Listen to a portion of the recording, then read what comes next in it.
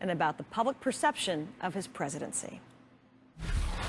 When you take a tour of the world, a lot of Americans email me with their fears that, you know, some days they wake up and it just feels to them like the end of the world is near, and you go from North Korea to Iran to Iraq to Afghanistan, and you look at how things have changed, how Americans are viewed overseas, if that is important to you. Do you have any moments of doubt that we fought the wrong war? That there's something wrong with the perception of America overseas? Well, those are two different questions. Did we fight the wrong war? And I have no doubt. The war came to our shores. Remember that. We had a foreign policy that basically said, let's hope calm works. And we were attacked. But those weren't Iraqis.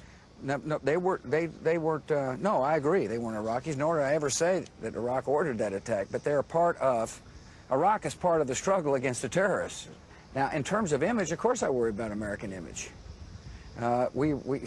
We're great at TV, and yet we're getting crushed in the PR front. I personally do not believe Saddam Hussein picked up the phone and said to al-Qaeda, attack America. The folks who say you should have asked for some sort of sacrifice from all of us after 9/11, do they have a case looking back on it? Americans are sacrificing. I mean, we pay a lot of taxes. The Americans sacrificed when they, when the economy went in the tank. Americans sacrificed when, air travel was disrupted. The American taxpayers have paid a lot to help this nation recover. I think Americans have sacrificed. Mr. President, I know how much you love deep psychological examinations of yourself. While you were at Kennebunkport this last weekend, people talked about your relationship with your dad. People mentioned that former President Clinton has been a guest at Kennebunkport more often in the last few years than you have been. Yes.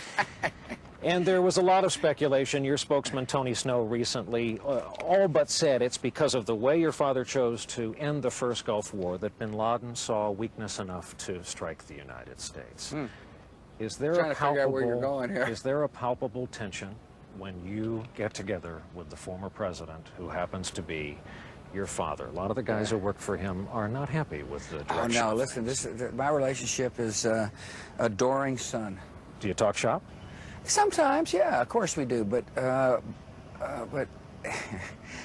that's a really interesting question. I mean, it's kind of conspiracy theory at its most rampant.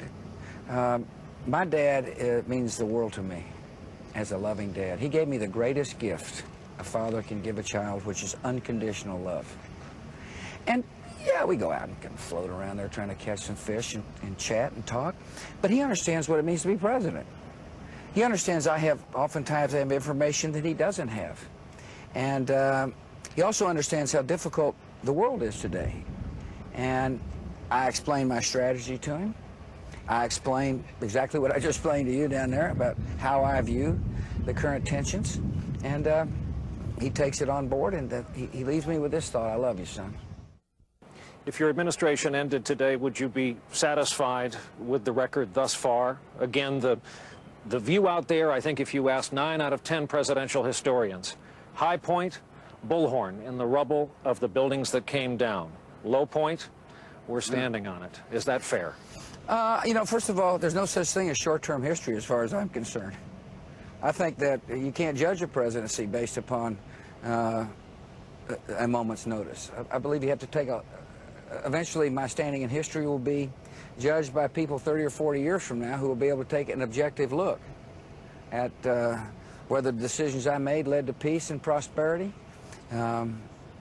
This is a job where you make decisions, and you do what you think is right, and you let people, but recognizing that people are going to say what's on their mind at the moment. But I read 3 histories of George Washington last year. The first president of the United States is still being analyzed by historians, which ought to say to this president and future presidents, do what you think is right, and eventually historians will figure out whether it made sense or not. We always talk about what you're reading. As you know, there was a report that you have just read the works of a French philosopher. Can you tell us the backstory of Camus? The backstory of the book? Well, what led you to I was in Crawford, and I said I was looking for a book to read, and Laura said you ought to try Camus. I also read 3 Shakespeare's. This is a change. You Not just really. years ago were Wait a reading The minute. Life Story of Joe DiMaggio by Richard Ben Kramer, Which if is a good memory book. serves. You've been on a Teddy Roosevelt reading kick. You and I reading- discussed the last I'm time we reading were about here. the Battle of New Orleans right now. I've got an eclectic reading list. And now Camus. Well, that was a couple of books ago. Let me look. The key for me is to keep expectations low. Is that what everyone doesn't get? I don't know, Brian, what they get or don't get. You know, my You life. see all the talk. Here's the thing. I don't. Look, here's the thing. The great thing about the presidency is you're totally exposed, and people spend a lot of time, particularly if you're making decisions and hard decisions. People spend a lot of time not only analyzing decisions, they analyze the decision maker, and I understand that. But a president must never let him get off. Let that get him off track. Even if you're You have to- frustrated that we're getting something You wrong. have to do what you think. If we're getting something wrong, we change it. How have you been read wrong? Oh, I don't know about that wrong. I mean, I frankly don't pay that much attention to. I don't want to hurt people's feelings about it. Still not watching television, huh? Oh, I watched a good baseball game. Brian Williams with the president. For continuing